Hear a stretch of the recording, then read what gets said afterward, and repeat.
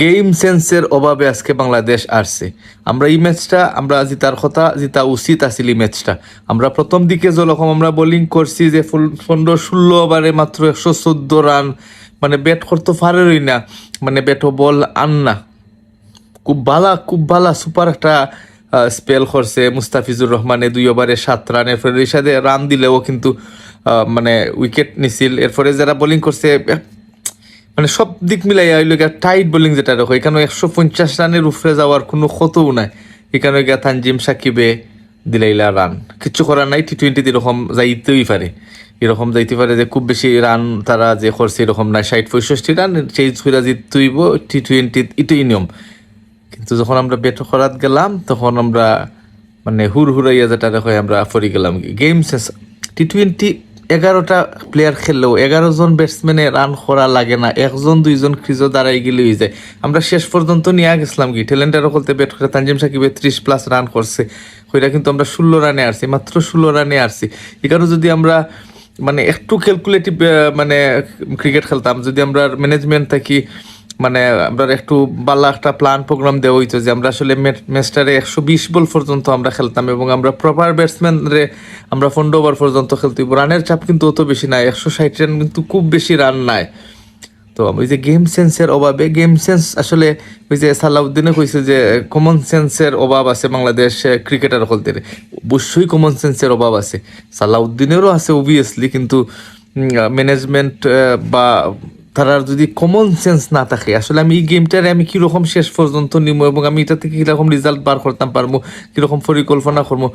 প্রত্যেকটা দলের প্ল্যান থাকে, plan A, plan B, plan C এরকম প্ল্যান থাকে। আমরা জানি ইন্টারন্যাশনাল ক্রিকেটও বা যে কোনো প্রফেশনাল খেলার ক্ষেত্রে আমার যখন প্ল্যান এ ফেল হইব তখন আমি প্ল্যান বি যাইব। তো বাংলাদেশ যে আসলে ওই যে মানে বোর্ডের ভিতরে বা ড্রেসিং রুমও যে কোনো প্ল্যান যে নাই। আর একটা দল আর্ত পারে আর মানে যে কোনো সময় যে কোনো দল আর্ত পারে T20 ভালো কথা, কিন্তু এরকম হাতের গ্রিপও আমার ম্যাচটা আসিল।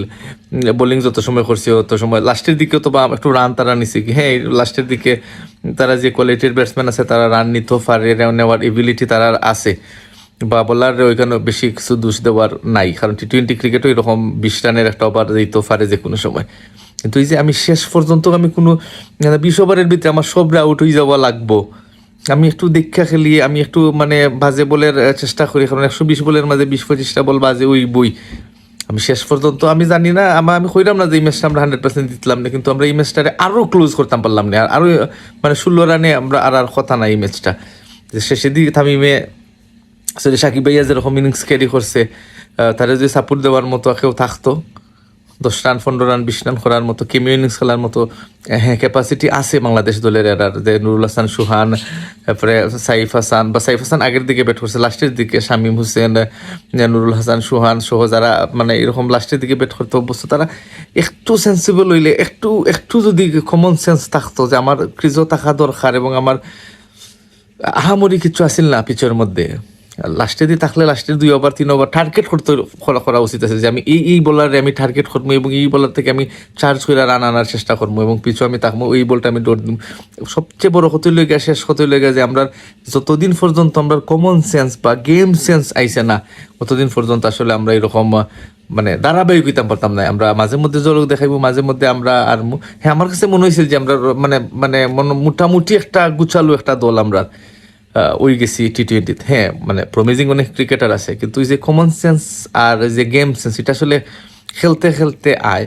তো অত খেল নামের পরে যে আমরা না, তার মানে আমরা সমস্যা আছে, আমরা একটা টিম ওইতাম পারলাম না, হয় আমরা ম্যানেজমেন্টের সমস্যা, আমরা ড্রেসিং রুমের সমস্যা, আমরা গ্রুপিং মাদার্স অনেক বিষয় আছে যেটার লেগে আমরা ডিসিপ্লিন অনুযায়ী খেলতাম পারলাম না এবং আমরা মাঠও আমরা আলাদা আলাদা চিন্তা করলাম, আলাদা আলাদা খেললাম। তো একটা ভালো রেজাল্ট বা ধারাবাহিক পারফর্ম করতে হলে একটা টিম গেম খেলা লাগবো, টিম ওয়া লাগবো। টিম মানে খালি 11 জন নয়, মাঠের 11 জন, মাঠের বাইরে যারা আছেন কোচিং স্টাফ সবাই মিলে একটা টিম হইতে হইব এবং জবাবদিহি এবং দায় থাকতে হইব, দেশপ্রেম থাকতে হইব। জানি না আমার কথার সাথে আপনারা একমত কিনা, একমত যদি হয়ে থাকেন তাহলে আমার সে কমেন্ট করে জানাইবা, দ্বিমত হইলেও কমেন্ট করে জানাইবা। ধন্যবাদ সবাই, আল্লাহ হাফিজ।